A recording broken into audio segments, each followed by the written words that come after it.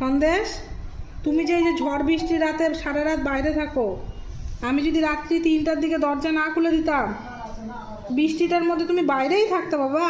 বাবাটা, হ্যাঁ বাবা। হ্যাঁ, মাসি সারা রাত জেগে থাকবে, বেটা বাইরে থাকবে জন্যে। তো কথা বললে তুমি চোখ কেন বন্ধ করো?